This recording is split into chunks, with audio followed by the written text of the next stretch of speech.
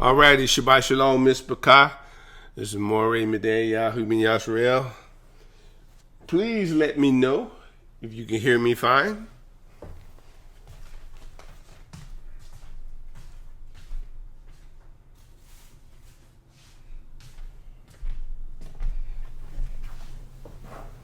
We want to welcome you to another live broadcast of My Living Branch. We pray that all is well with you. So hopefully today we won't have any glitches. We're praying to the Father that everything is good. So we should have an interesting lesson today. And this lesson, of course, like many lessons I do, sometimes I ask myself, sometimes it's teaching, sometimes it's more prophetic. Today, I believe it's going to be more prophetic. So, the story we're going to go through, we've read the story countless times, but we're going to look at it from a different perspective today. And we're going to look at it from the perspective of waiting and what should we do. Because many of us, including myself, we can be challenged when we have to wait and things don't happen instantaneously. And we are forced into a waiting mode. And a couple of things can happen. But I'm going to show you through this story what, the waiting is actually for your benefit.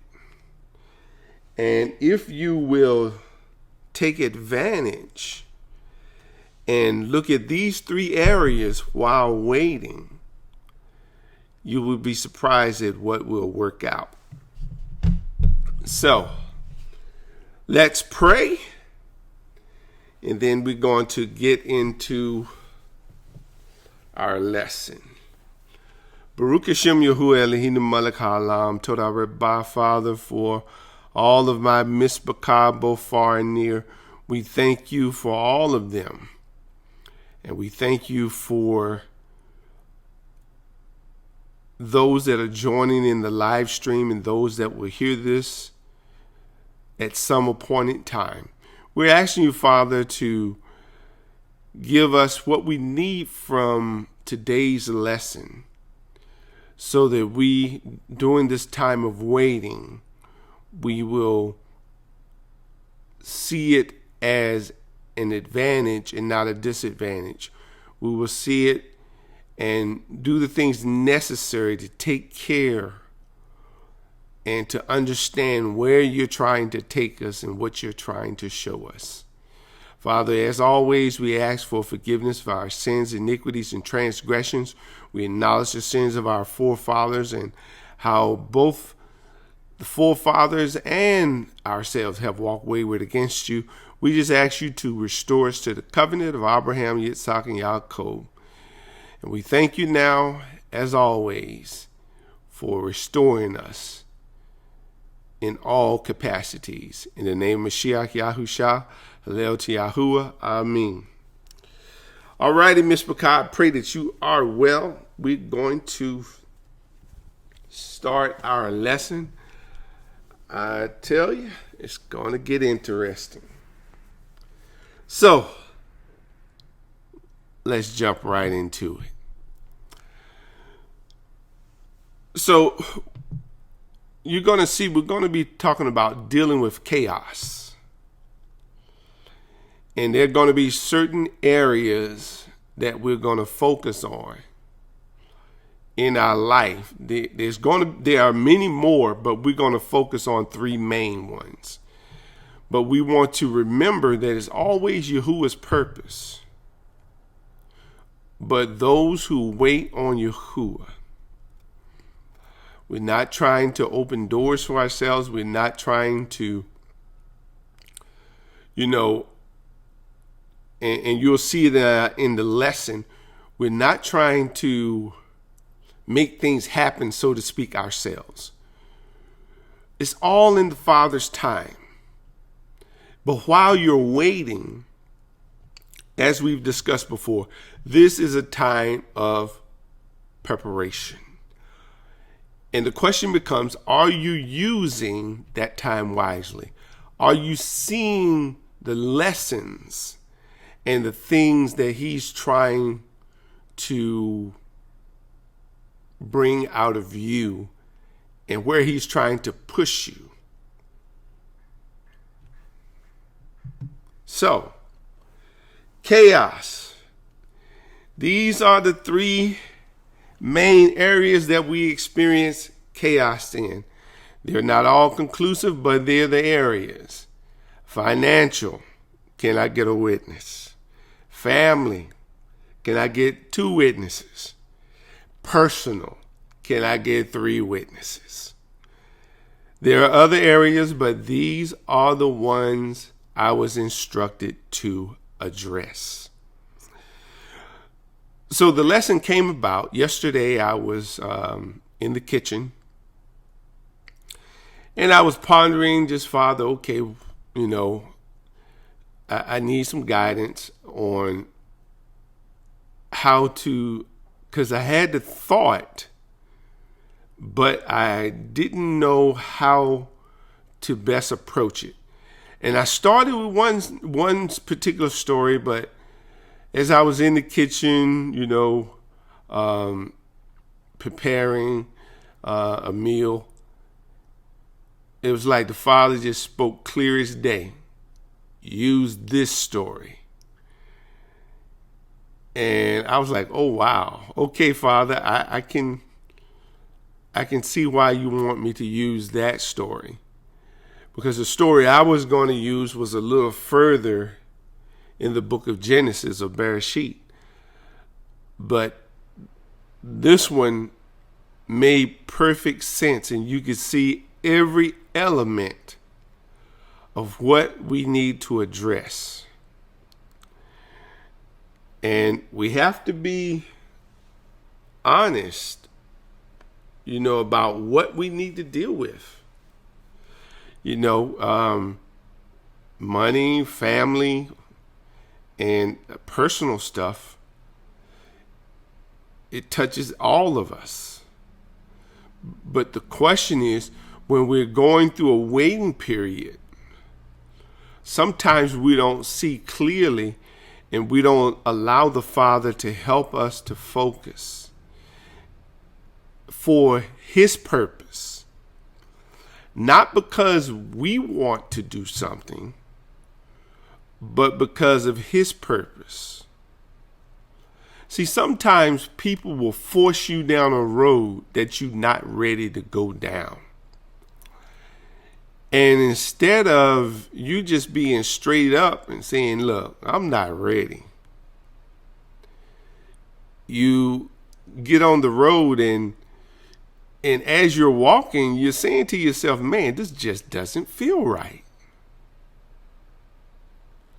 Because that it doesn't feel right, and it in the Ruach is not bearing witness to it, because that's not where you're supposed to be and what you're supposed to be doing at this given point.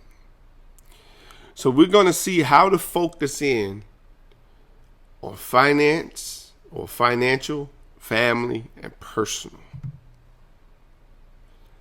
Okay, now here's the instruction. And I want you to see how the instruction came. This is in Genesis 31, verse 3. And Yahweh said to Yaakov, return to the land of your fathers and to your relatives, and I am with you.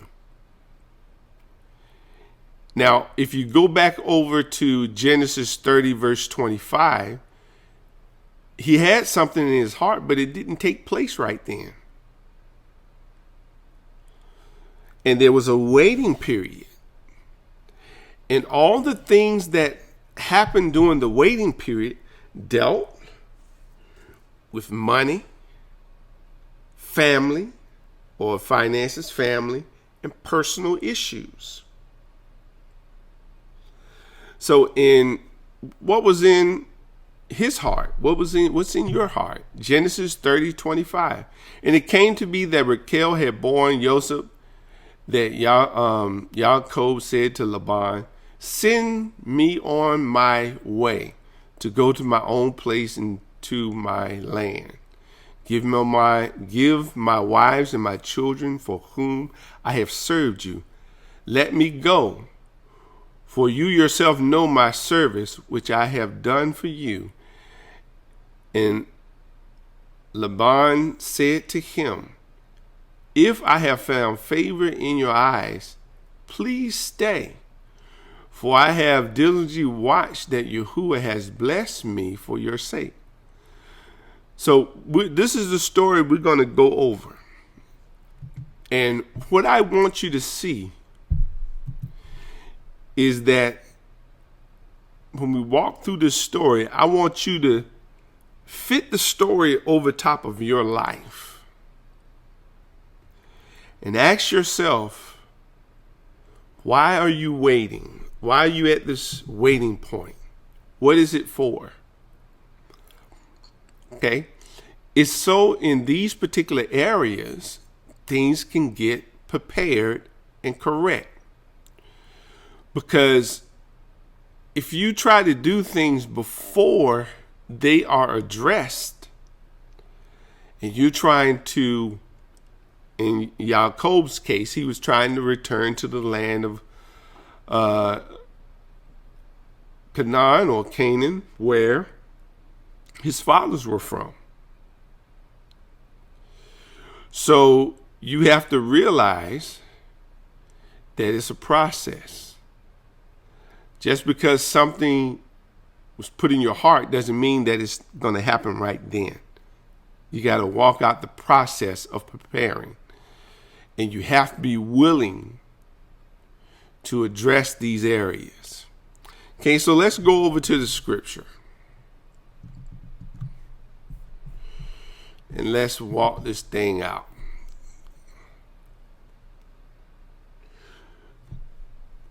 Okay, so we've seen here, and we already read this, where he said, "Send me away to my own country. Give me my wives and children, which I have served you for." Now, there's a delay. He wanted to leave right then.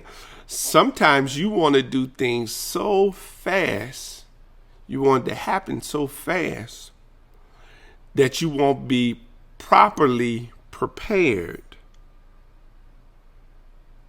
in all of the areas that you're supposed to be prepared in.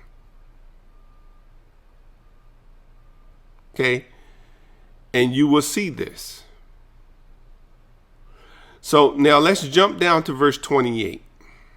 Okay? And keep in mind, we're dealing with chaos in finances, family, and personal.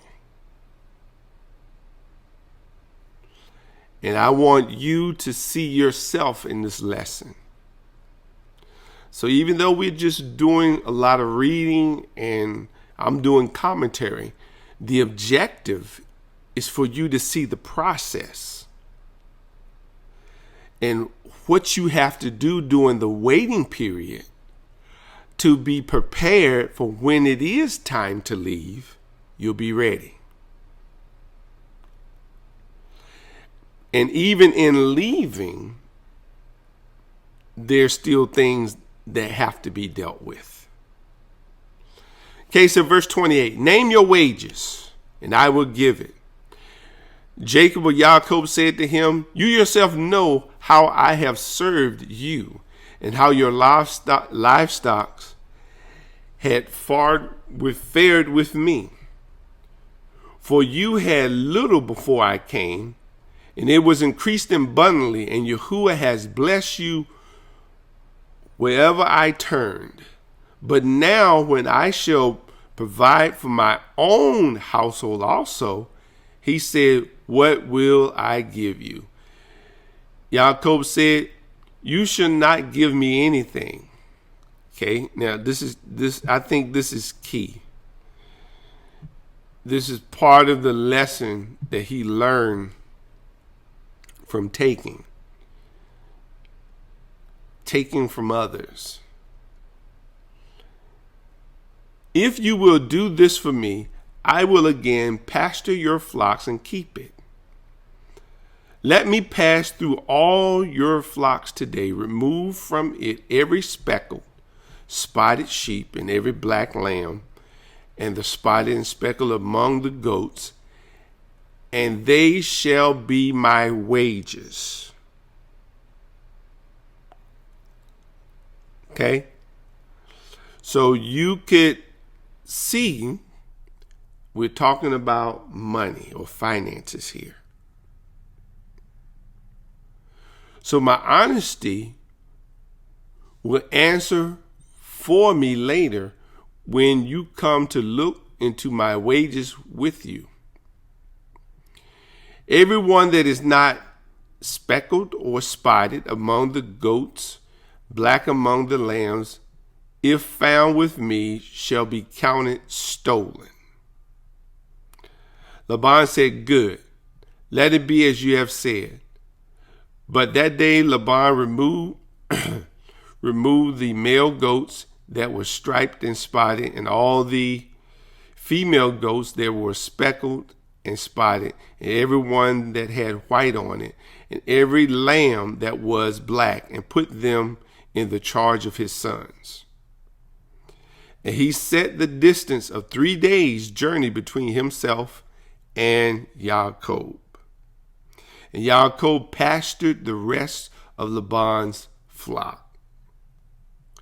Okay, so we're dealing here with money. Okay, and when I say finances, I'm saying finances because, back in those days, your livestock, pretty much, you had gold and silver, but your livestock was where your livelihood came from. Okay, and Jacob took fresh sticks of poplar and almonds and plane trees and peeled white strips in them, streaks in them, and exposed the white of the sticks. And he set the sticks that he had peeled in front of the flock in the trough, that is, the watering place where the flocks came to drink. And since they bred when they came to drink, the flocks bred in front of the sticks, and so the flocks brought forth striped, speckled, and spotted. Jacob separated the lambs and set the face of the flock towards the striped, and all the black in the flock of Laban.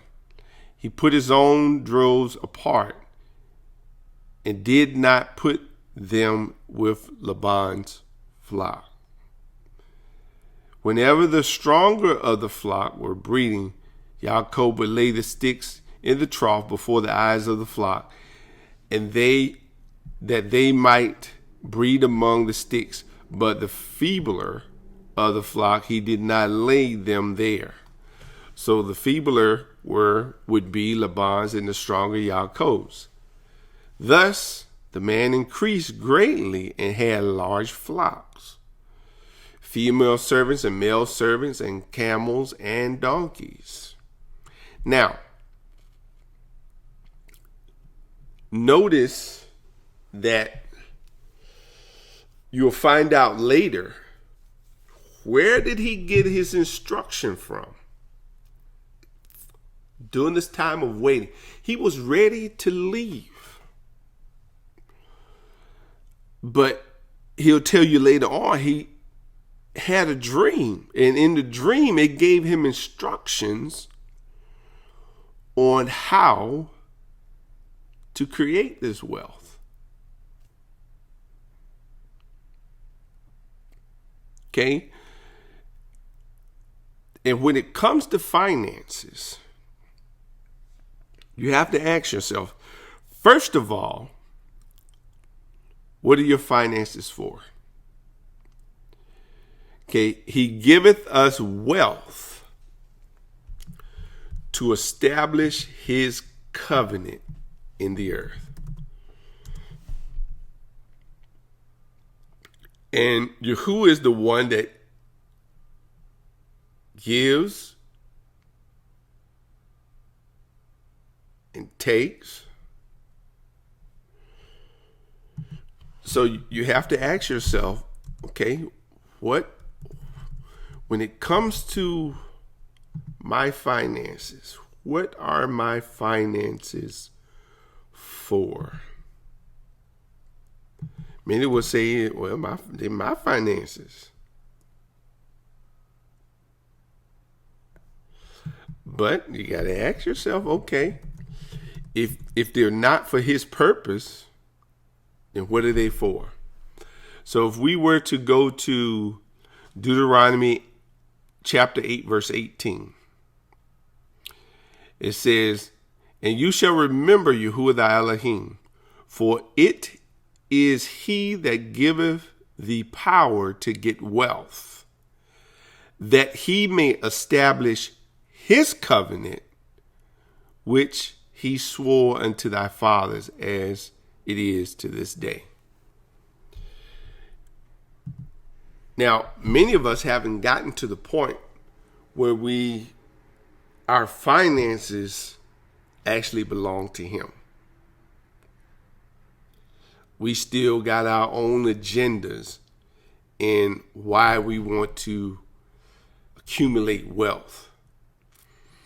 And during this waiting time, you really got to adjust your thought process on finances, or they will not come.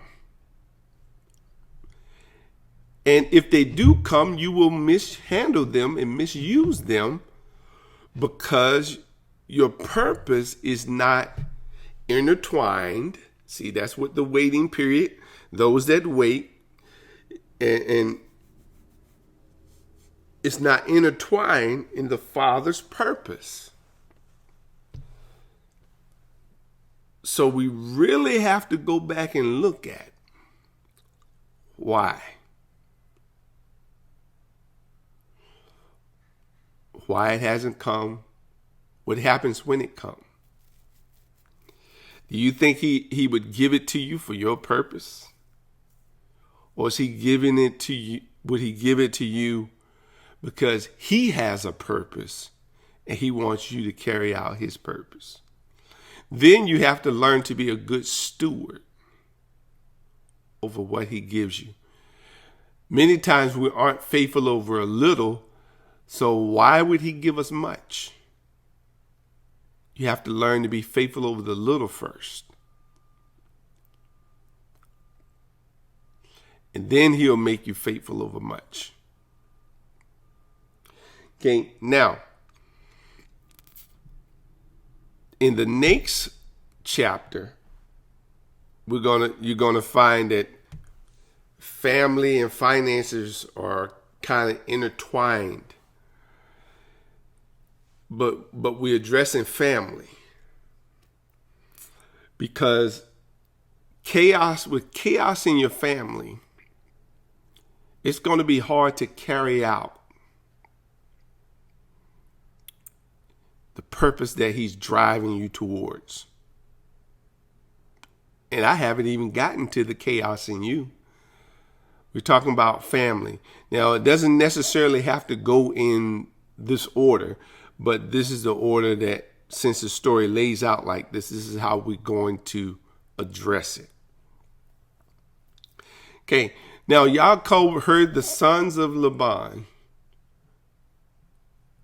Yaakov heard that the sons of Laban were saying, Yaakov has taken all that was our fathers, and from what was our fathers, he has gained all this wealth.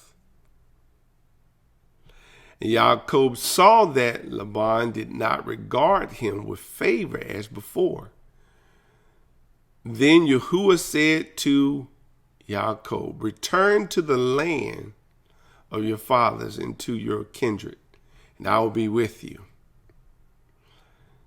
Okay, so when he gave him the instruction to return. Now, you can't return with a divided house. So my concern here is everyone becomes one under the ish, or the head of the house.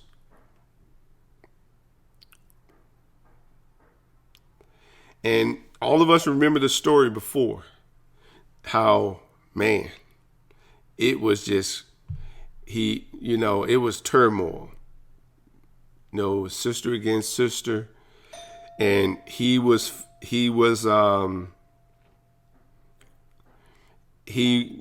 showing one more love than the other. And to follow the Father's instruction, you've got to get your house straight. So now here comes the call. Let's work on the house. And this can be difficult because you're dealing with personalities. And they have to see the same purpose and be on the same page. Can't be going in opposite direction. Everybody in the household has to be on the same page. So notice, Yaakov sent and called Rachel and Leah into the field where his flocks was, and said to them, I see that your father does not regard me with favor, as he did before. But the Elohim of my father has been with me. You know that I have served your father with all my strength. Yet your father has cheated me, changed my wages 10 times. But Elohim did not permit him to harm me. If he said the spotted should be your wages, then all the flock bore spotted. If he said the striped should be your wages, then all the flock bore striped. Thus Elohim has taken away the livestock of your father and given them to me. In the breeding season of the flock, I lifted up my eyes and saw in a dream that the goats that mated with the flock were striped, spotted, and mottled. Then the messenger of Yehua, of Elohim, said to me in a dream, Yaakov. And I said, here am I. And he said, lift up your eyes and see, all the goats that mate with the flock are striped, spotted, mottled. For I have seen all that Laban is doing to you. I am the El of Bethel, where you anointed a pillar and made a vow to me. Now arise, go out from this land and return to the land of your kindred. Now, sometimes we want things to happen instantaneously. But it's a process that he's taken us through to get our finances straight, to get our house straight, and also to get our personal issues straight. And the waiting period is for you to take advantage of this time frame, to follow the instructions. If you are sincere in your desires, he will guide you. He will show you. And that is one of the things we have not waited for.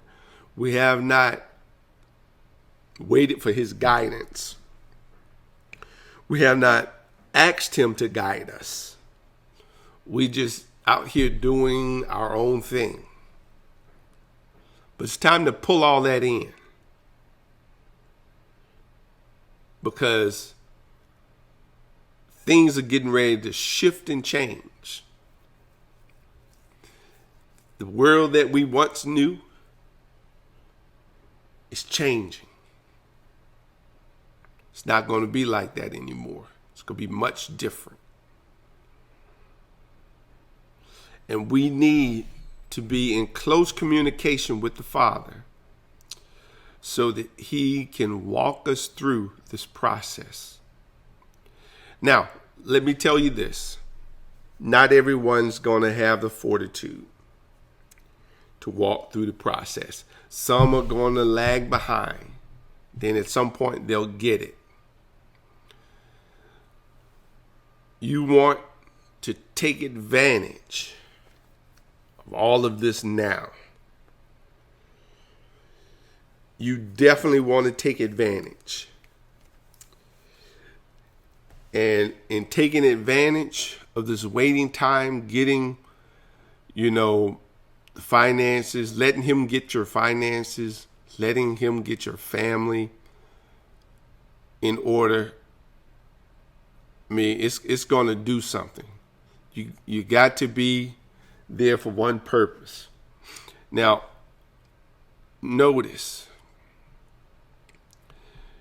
Then Rachel and Leah answered and said to him, "Is there any portion or inheritance left to us in our father's house? Are we not regarded as by him as foreigners? For he has sold us, and he has indeed devoured our money," or our kasaf, silver.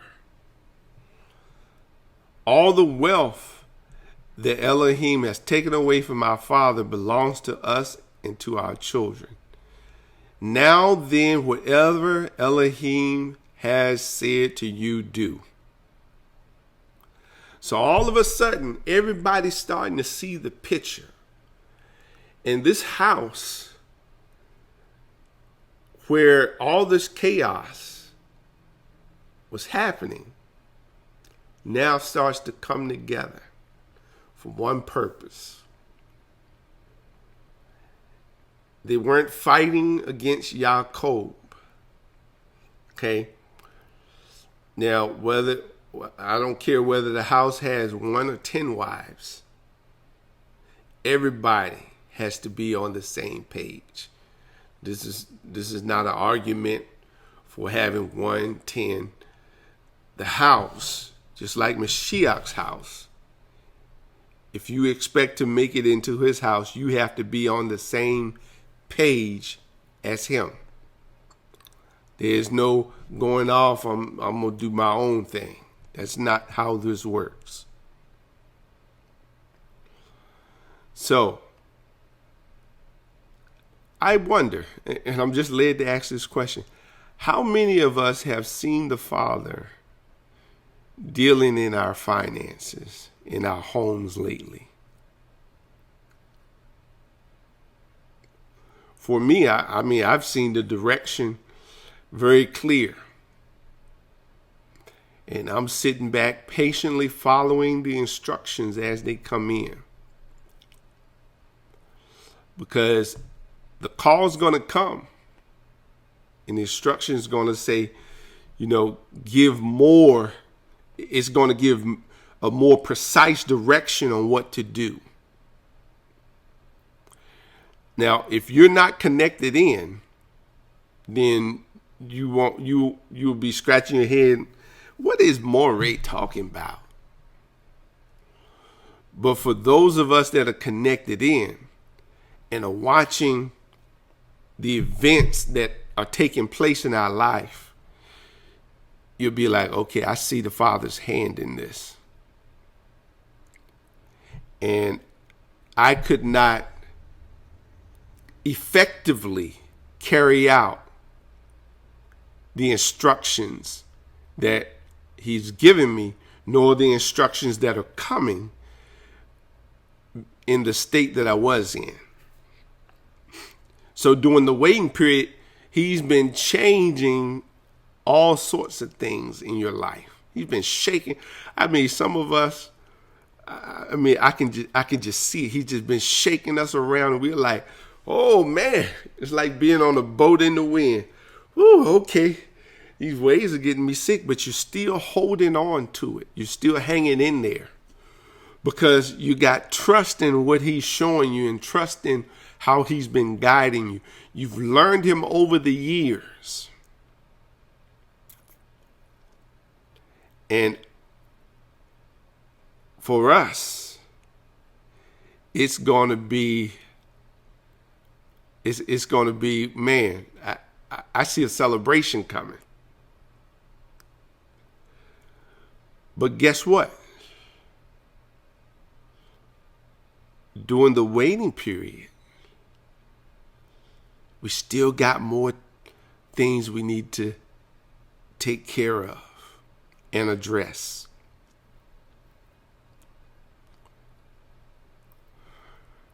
Okay, now notice. And we're going to see there was still some problems that he had. In how he did things the old way. Okay, so Yaakov arose and set his sons and his wives on camels and drove away all his livestock, all his property that he had gained, the livestock of his possession that he had acquired in Pandan Aram, and to go to the land of Canaan, to his father Isaac or Yitzhak. Yaakov, and Laban had gone to shear his sheep, and Rachel stole her father's household, or teraphim.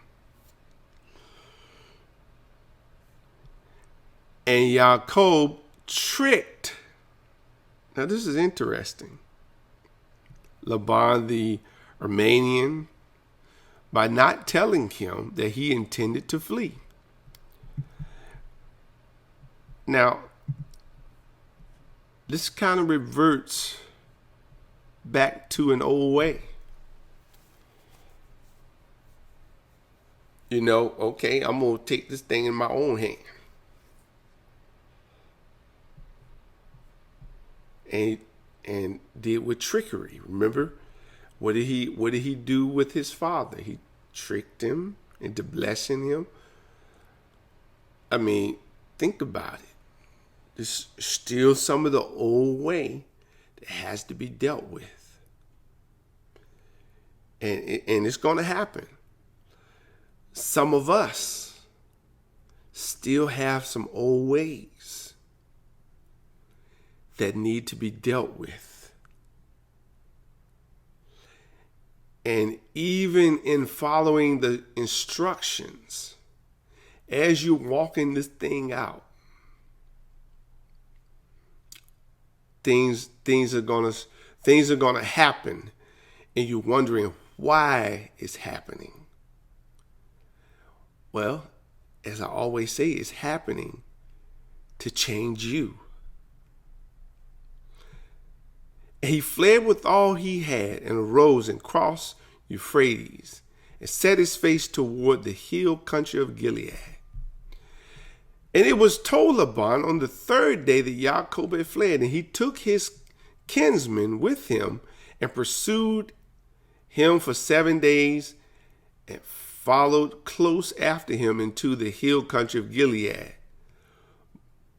But Elohim came to Laban the Aramean in a dream by night and said to him, "Be careful not to say anything to Yaakov, neither good or bad." And Laban overtook Yaakov. Now, Yaakov had pitched his tents in the mountains of the country, and Laban, his kinsmen, pitched their tents in the hill country of Gilead. Laban said to Yaakov, now, notice Elohim steps in here at this particular stage. And many of us have seen Elohim have to step in. We did something our way, and he had to step in to bring order, to make it right, so to speak. Okay, and when we look here, even Laban said, "What have you done? That you have tricked me and driven away my daughters like captives of the sword. Why did you flee secretly and trick me, and did not tell me, so that I could have sent you away with mirth and songs, and with tambourines and lyre? And why did you not permit me to kiss my sons and my daughters farewell? Now you have done foolishly. It is in my power to do harm to you, but the Elohim of your fathers spoke to me last night, saying, be careful not to say anything to Yaakov, neither good or bad. And now you have gone away because you long greatly for your father's house. I know that feeling. But why did you steal my Elohim? Yaakov answered and said to Laban, because I was afraid. Okay, now, here we go. Now we have to deal with personal issues. He was afraid. Even though he knew Elohim was with him, and Elohim told him, I will be with you, there was still a certain amount of fear that was there. And let me encourage you, some of the steps that you will have to take to walk out the Father's purpose. You're going to feel, it's going to feel like a huge task. And you might even feel some uncertainty. But if the Father told you to do it, walk it out. Keep talking to him. Father, you told me to do this. Walk me through it. Help me through this. Give me favor where I need favor. Open the doors where I need the doors open. Because the Father can influence people when we can't. Because someone might be looking at you like, you stole this from me. But the Father can speak to him. Say, don't you say good nor bad. It's my servant. Okay. He answered him, because I was afraid, for I thought that you would take your daughters from me by force. So you listen, you hearing this? Anyone with whom you find your mighty ones shall not live. Now there he didn't even know what he was saying, because he didn't know what had happened. And it did come to pass. In the presence of your kinsmen, point out what I have that is yours, and take it. Now Yaakov did not know that Rachel had stolen them.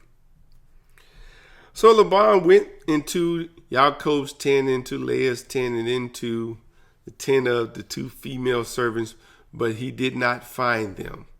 And he went out of Leah's tent and entered Rachel's. Now Rachel had taken the household mighty ones and put them in the camel's saddle and sat on them. Laban felt all about the tent, but did not find them. And she said to her father, let not my Lord, sovereign, be angry that I cannot rise before you, for the way of women is upon me. So he searched and did not find the household mighty ones. Then Yaakov became angry and berated Laban. Yaakov said to Laban, what is my offense? What is my sin that you have totally pursued me? For you have felt through all my goods. What have you found of your household goods?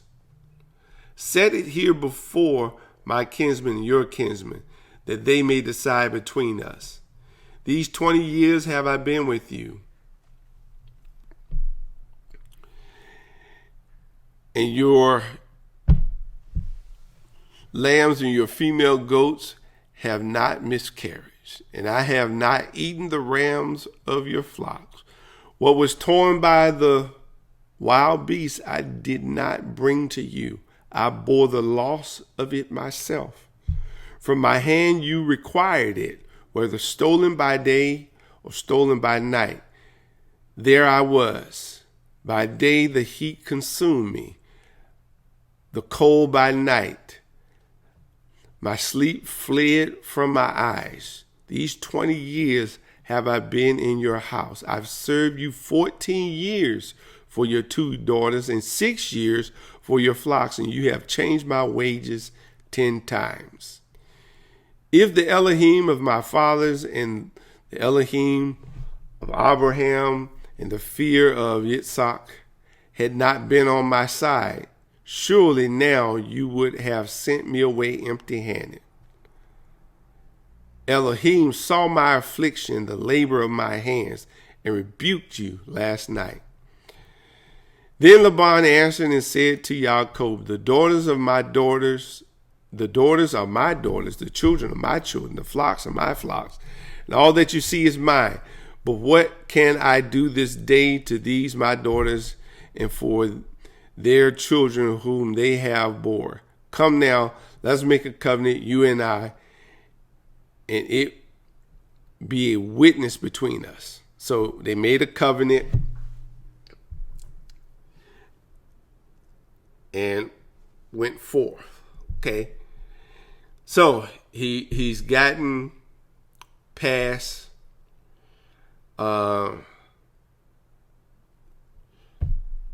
he gets past Laban and that fear.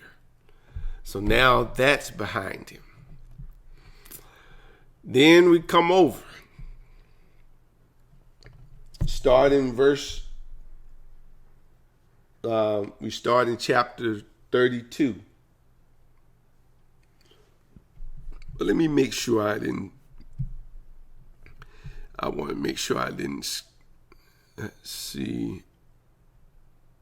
Yep, we dealt with that one. Okay. Just want to make sure I didn't miss that part.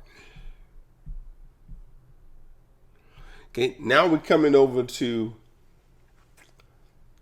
chapter 32.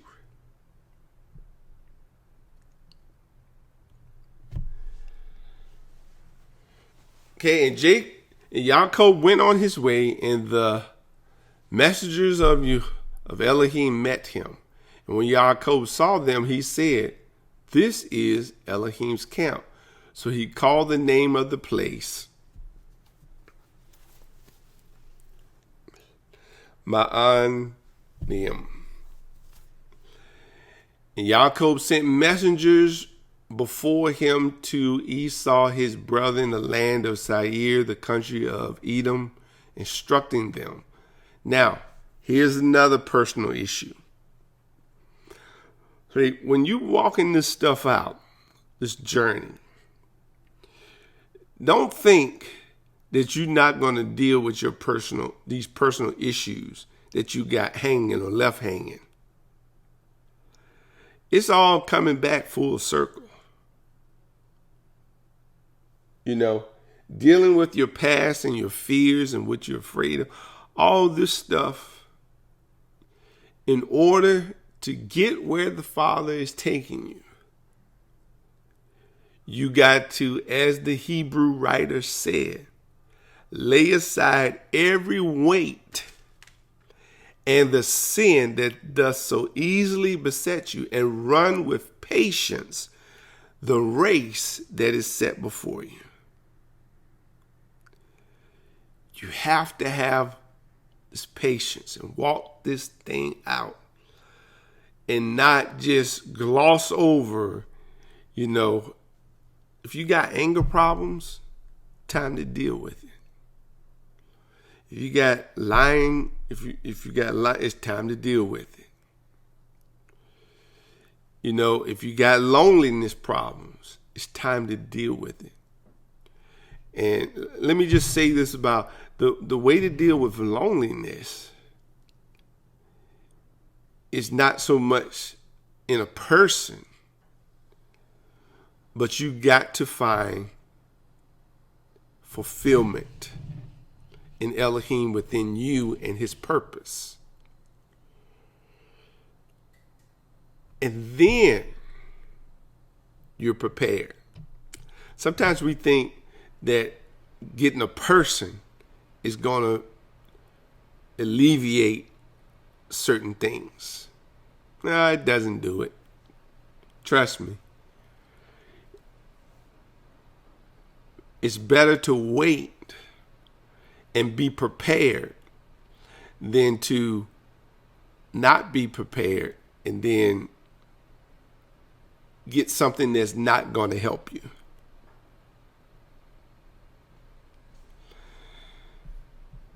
Okay, and Yaakov sent messengers before him to Esau his brother in the land of Seir, the country of Edom, instructing them, "Thou shalt say to my lord Esau, thus saith your servant Yaakov, I have sojourned with Laban and stayed until now.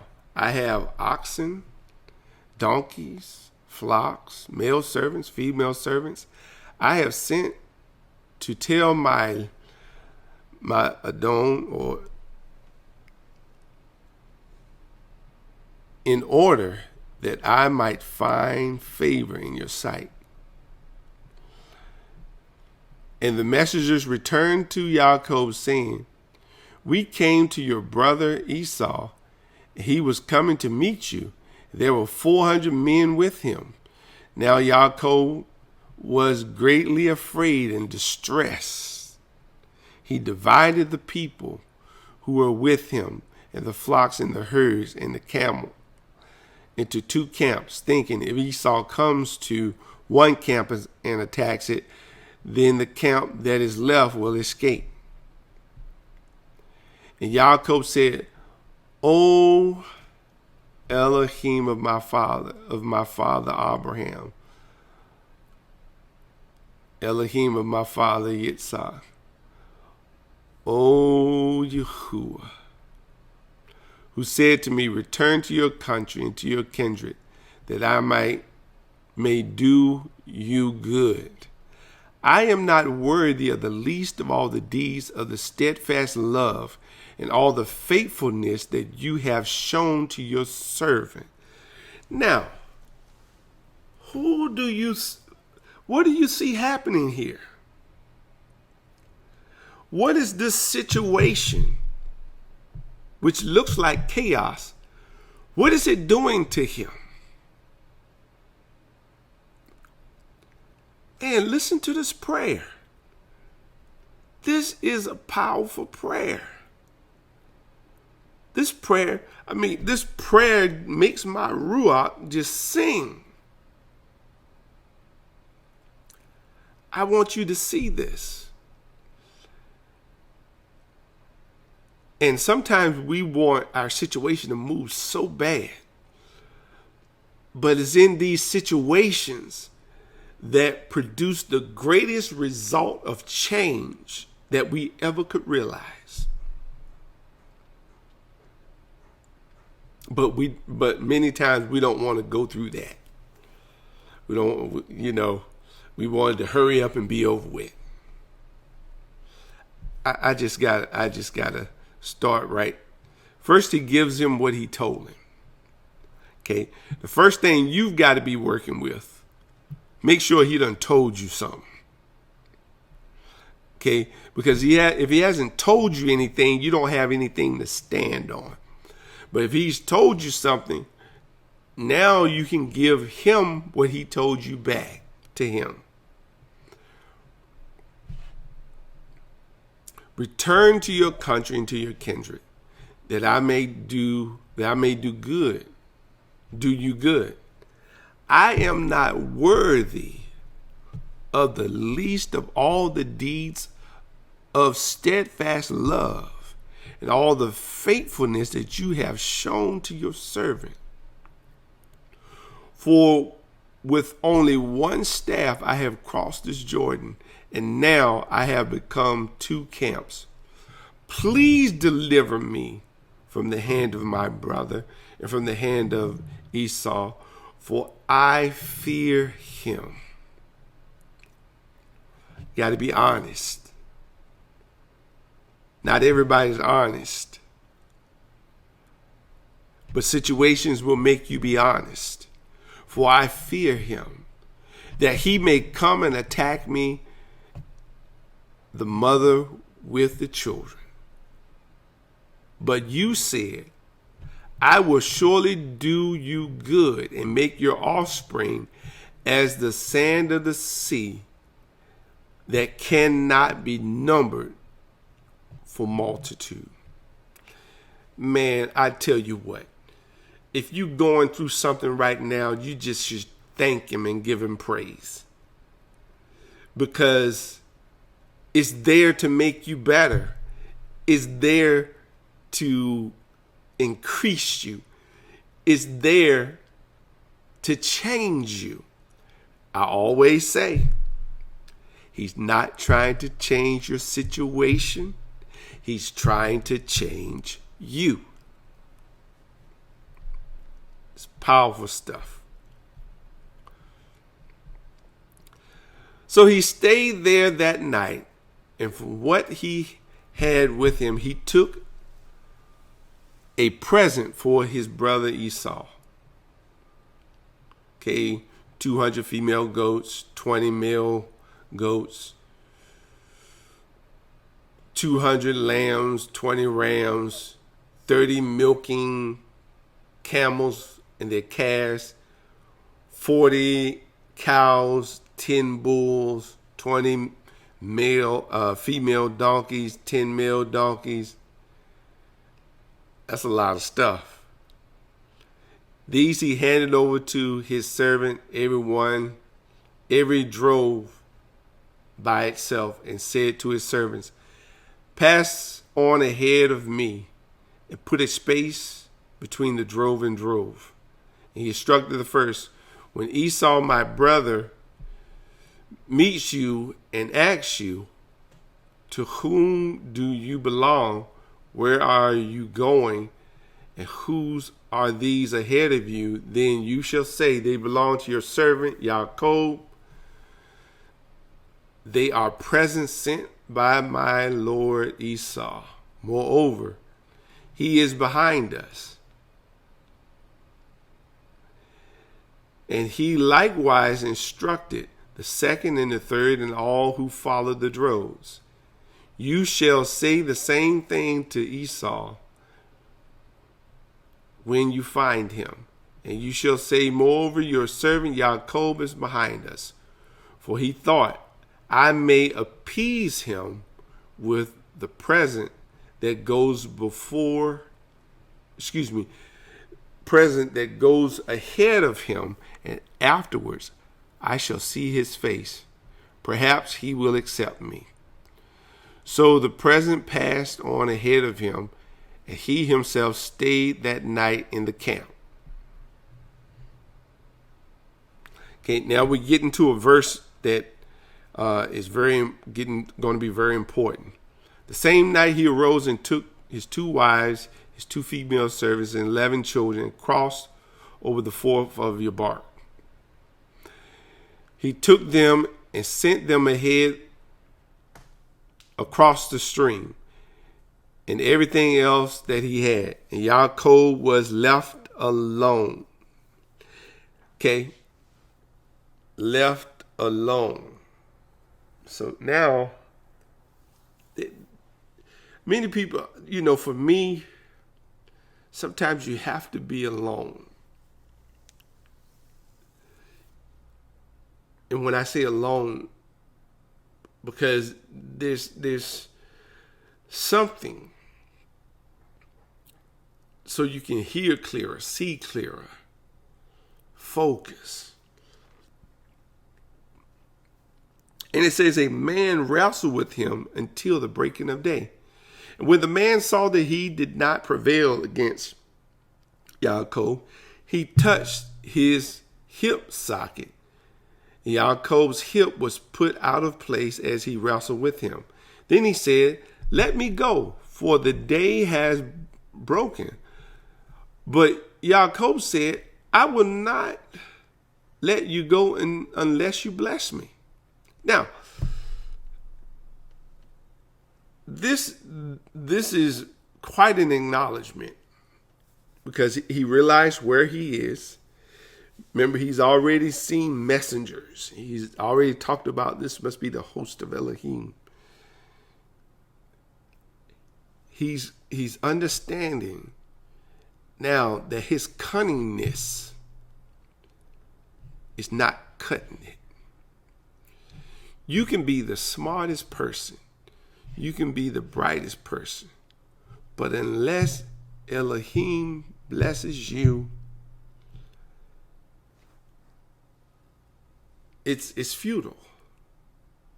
He has to bless what you're doing.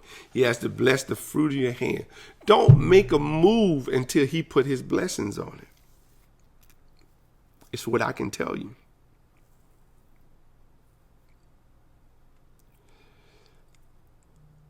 So this will be encouragement for you to keep praying, to keep seeking, to keep fasting, to keep working on yourself.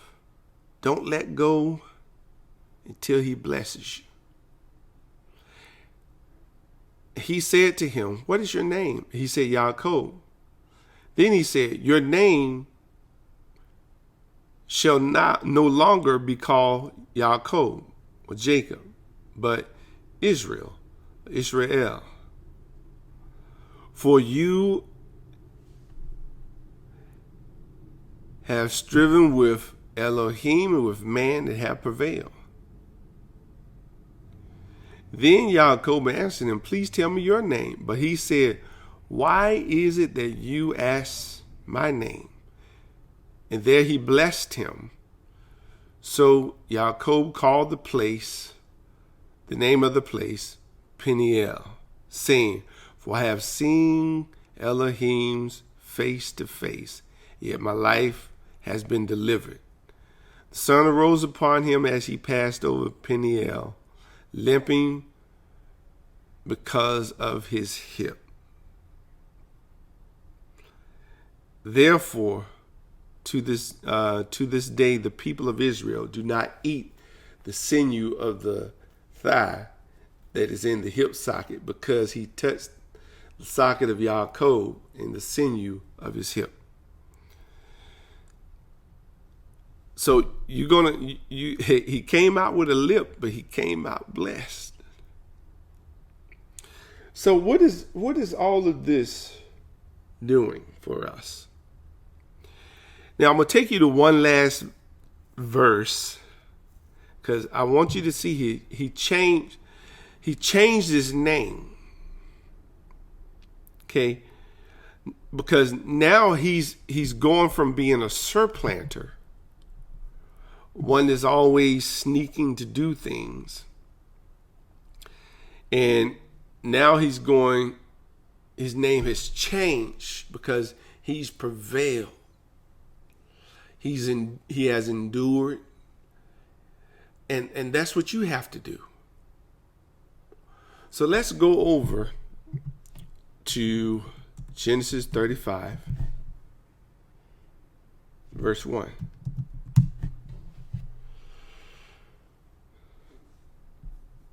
Elohim said to Yaakov, "Arise, go over to Bethel, dwell there, make an altar there to Elohim, who appeared to you when you fled from your brother Esau." So Yaakov said to his household and to all who were with him, "Put away the foreign mighty ones that are among you. Purify yourself, change your garments. Let Then let us arise and go up to Bethel, so that I may make there an altar to El, who answered me in the day of my distress, and has been with me wherever I have gone. So they gave to Yaakov all the foreign mighty ones that they had, and the rings that were in their ears. Yaakov hid them under the terebinth tree that was near Shechem.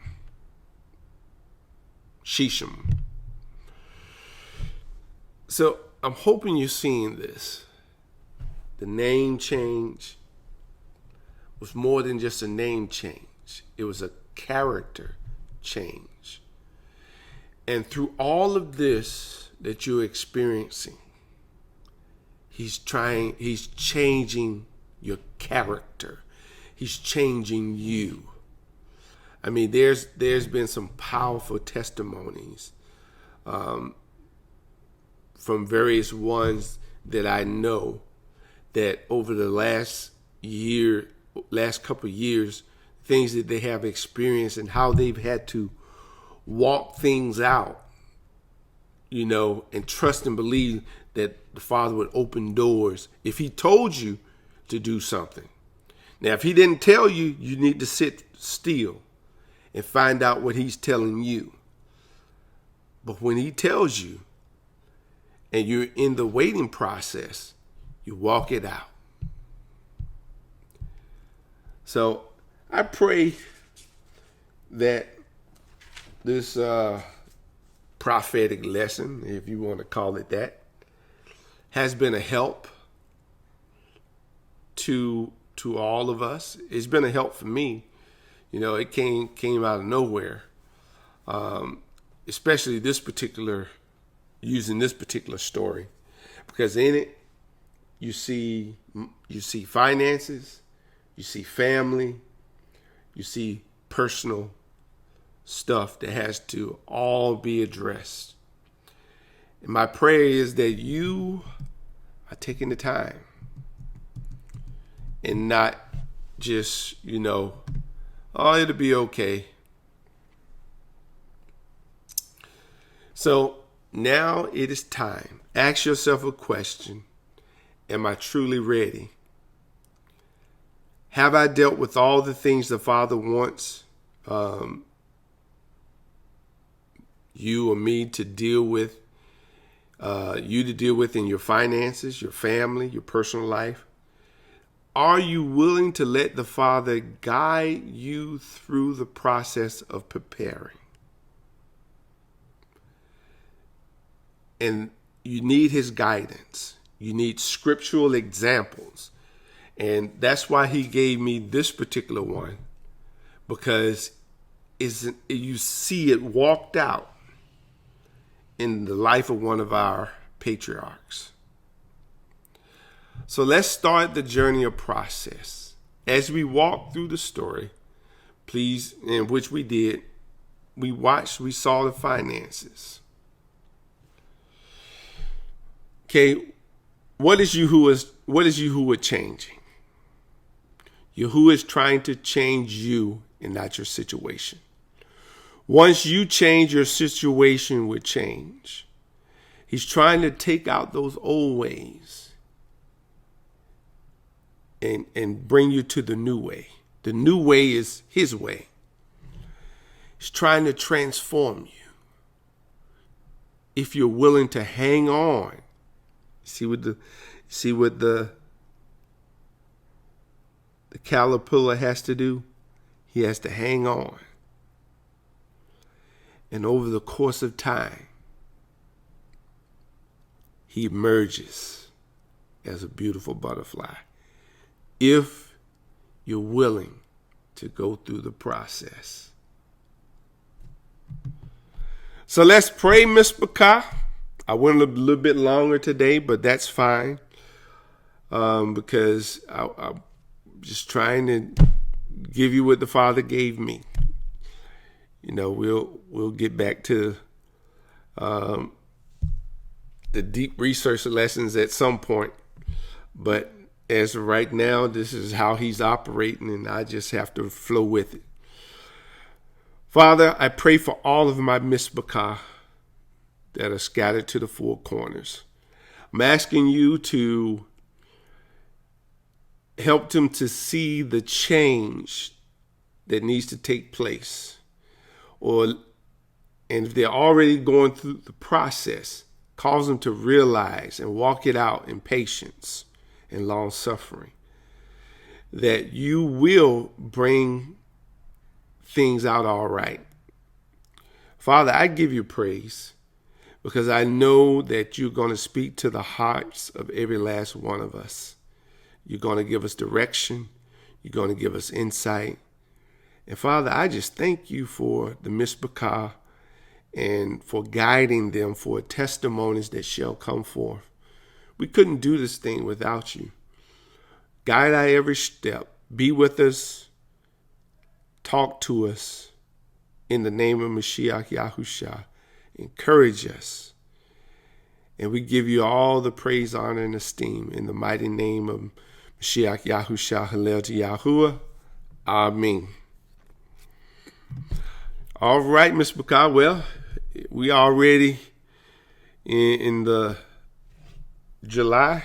I mean, Passover is going to be here before you know it. So just letting you know these are still available. Just go to Amazon. Just search for it. The Amazon Hebrew Passover Story and the Hebrew Ten Commandments. And you can check out our bookstore. You can also check out our bookmarker witnessing team. If you want to sign up, that's the website right there. And if you would like to help us in our efforts, you can do so through donation. There's actually a donation button in the stream. Cash App, PayPal, or you can use our mailing address. And if you can't remember all of that, then you can just go to the website. It's all there on the website. All righty, Ms. Bakar, it has been an indeed pleasure talking to you today. And give me a little feedback. I'm thinking about maybe once a month doing a video on finances. What are y'all thoughts on that? It wouldn't be a live stream. It'll just be a video that I make to help clue us in on where the world is going. And, you know, what can you do to prepare? So, you know, you can send me an email at info@mylivingbranch.org. Give me some feedback on that, whether you think that would be useful or not. And we'll see.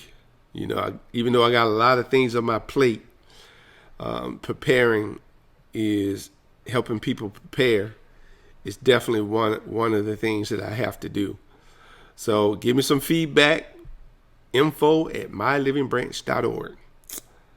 All righty, Miss Bakar, this is More Medayahu saying unto you, Shabbat Shalom, and let's make this the best Shabbat ever. Shabbat Shalom, Miss Bakar.